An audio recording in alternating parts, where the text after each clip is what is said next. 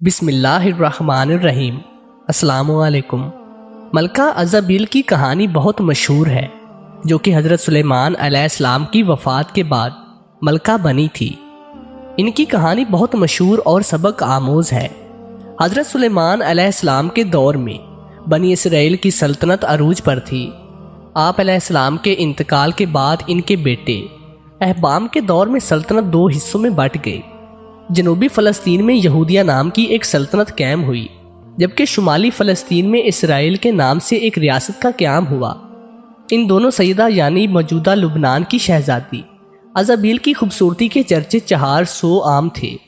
چنانچہ اسرائیل کا بادشاہ، جس کا نام اخیب تھا، اس سے شادی کر کے اسرائیل لے آیا۔ ان دنوں لبنان اور شام میں بال کی پوجا کی جاتی تھی۔ بال فنیکی اقوام کا ایک قدیم دیوتا تھا۔ اخیب اول درجے کا زن مرید ثابت ہوا اور اپنی ملکہ ازابیل کے کہنے میں آ کر بال کی پوجا شروع کر دی۔ اخیب نے اسرائیل کے صدر مقام سامریہ میں بال کا بہت بڑا اور عالیشان مندر تعمیر کیا۔ اس کو دیکھ کر اس کی رعایا بال دیوتا کی پوجا کرنے لگی۔ اس طرح سامریہ شہر کا نام بالبک یعنی بال کا شہر پڑ گیا۔ پورے ملک میں بال کی عبادت گاہیں تعمیر ہو گئی اور اس کے نام پر قربانیاں دی جانے لگی، اور یوں یہودی حضرت موسیٰ علیہ السلام کے بتائے ہوئے دین سے منحرف ہو گئے۔ ایسے وقت میں بھی چند اللہ والے لوگ تھے جو لوگوں کو برے کاموں سے روکتے اور اللہ تعالیٰ کی طرف بلاتے۔ انہی حضرات میں ایک نیک بزرگ یرمیہ بھی تھے۔ بال کی پوجا کے ایک خاص دن ملکہ ازابیل اور بادشاہ اخیب بال کے مندر میں موجود تھے اور پوجا زور و شور سے کی جا رہی تھی۔ تب یرمیہ اخیب کے پاس آئے اور اسے سمجھانے کی کوشش کی کہ بت پرستی چھوڑ کر اپنے دین حق کی طرف لوٹ آئے۔ اخیب تو اس بات پر خاموش رہا، مگر ملکہ ازابیل پوجا میں خلل ڈالنے پر بھڑک اٹھی اور اپنے سپاہی کا نیزہ لے کر حضرت یرمیہ کے سینے میں گھونپ دیا۔ آپ ایک دل خراش آہ کے ساتھ زمین پر گر گئے، مگر آپ کی نظریں بدستور ازابیل پر جمی رہیں۔ آپ نے مرنے سے پہلے ازابیل سے کہا کہ تو نے مجھے حق گوئی کے پاداش میں مار ڈالا۔ اب تو انتظار کر، جب تو اس طرح ماری جائے گی اور جنگلی کتے تیرا گوشت نوچ نوچ کر کھائیں گے۔ اس کے بعد زن مرید اخیب اور ازابیل وہاں سے چلے گئے۔ اس واقعے کے بعد اہل ایمان کے حوصلے کافی پست ہو چکے تھے۔ وہ دیکھ چکے تھے کہ ازابیل کا ان کے بادشاہ پر کتنا گہرا اثر ہے۔ وہ خوبصورت ہونے کے ساتھ ساتھ انتہائی مغرور اور سفاک تھی۔ صرف ایک عورت نے پورے بنی اسرائیل کو بت پرستی کے راہ پر ڈال دیا تھا۔ اس کے بعد اللہ تعالیٰ نے حضرت الیاس علیہ السلام کو بنی اسرائیل پر نبی ماموز کیا۔ حضرت الیاس جلات شہر کے رہنے والے تھے۔ بائبل میں آپ کا تذکرہ ایلیہ کے نام سے مشہور ہے۔ آپ سامریہ میں اخیب کے دربار میں تشریف لے گئے اور اسے سمجھانے کی کوشش کی، لیکن اخیب اور اس کی بیوی نے آپ کی ایک نہ سنی اور کہا کہ اب عظیم بال ہی ہمارا دیوتا ہے۔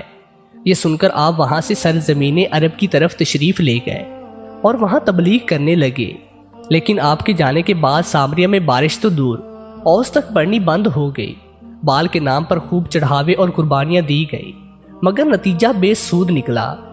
قحط اتنا بڑھ گیا کہ لوگ لوٹ مار پر اتر آئے، یہاں تک کہ بادشاہ کے محل کا گھیراؤ کر لیا اور اس کے کچھ حصوں کو آگ لگا دی گئی۔ اب بادشاہ انتہائی پریشان ہوا اور حضرت الیاس کو ڈھونڈ کر ان سے بارش کے لیے دعا کی درخواست کی، لیکن یہ بات ایزابیل اور بال کے پجاریوں کو ناگوار گزری اور وہ حضرت الیاس علیہ السلام کی مخالفت پر اتر آئے۔ حضرت الیاس علیہ السلام نے تجویز پیش کی کہ تم اپنے معبود بال کے نام قربانی دو اور میں اللہ کے نام کی قربانی دوں گا۔ جس کی قربانی قبول ہو جائے گی، اس کے معبود سے بارش کے لیے دعا کی جائے گی اور دوسرے فریق کو سزائے موت دی جائے گی۔ اس زمانے میں دستور یہ تھا کہ قربانی کا جانور ذبح کر کے ایک میدان میں چھوڑ دیا جاتا۔ قبولیت کی نشانی یہ تھی کہ غیب سے ایک آگ نمودار ہو کر قربانی کے جانور کو جلا دیتی تھی۔ غیبی آگ نے حضرت الیاس علیہ السلام کی قربانی کو جلا کر راکھ کر دیا۔ یہ دیکھ کر بادشاہ کے اوپر لرزہ طاری ہو گیا۔ اس نے حضرت الیاس علیہ السلام سے معافی مانگی اور پجاریوں کے قتل کا حکم دیا۔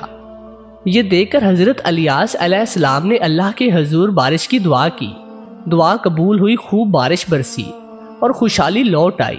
اخیب محل لوٹا تو ازابیل نے اسے دوبارہ گمراہ کر دیا اور دونوں حضرت الیاس علیہ السلام کے جان کے دشمن اور دیگر برائیوں کا مرکز بن گیا۔ اس کے ساتھ ساتھ یہودیہ میں بھی بت پرستی عام ہو گئی، جس کی وجہ ایزابیل کی بیٹی تھی، جس کی شادی یہودیہ کے بادشاہ یہورام سے ہوئی تھی۔ یوں یہورام اور اس کے ساتھ پورا فلسطین بال پرست ہو گیا۔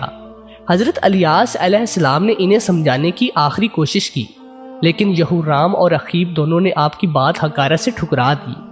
اب عذاب کی باری تھی۔ اسرائیل اور یہودیہ کی سرحد پر کچھ وحشی قبائل آباد تھے جو کبھی کبھی سرحدوں پر لوٹ مار کیا کرتے۔ وہ اتنے طاقتور ہو گئے تھے کہ انہوں نے یہودیہ پر چڑھائی کر دی۔ سارے شہر میں لوٹ مار کر کے آگ لگا دی گئی۔ ایزابیل کی بیٹی کو اٹھا کر اپنے ساتھ لے گئے۔ یہودیہ کے بادشاہ یہورام نے چھپتے چھپاتے ایک غار میں پناہ لی، جہاں اسے ایسی بیماری لاحق ہو گئی کہ اس کی آنتیں اس کے جسم سے باہر نکل آئی۔ ان وحشی قبائل نے اسرائیل کا رخ کیا اور خوب تباہی پھیلائی اور گھر کو اجاڑ کر رکھ دیا۔ اخیب بادشاہ اور اس کی بیوی کو قتل کیا گیا۔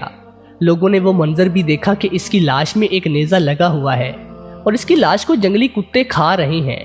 اس وقت اہل ایمان نے جان لیا کہ یہ ایک نبی اور اللہ کے ولی کی بد دعا تھی، جس نے ان کو اس حال میں پہنچا دیا۔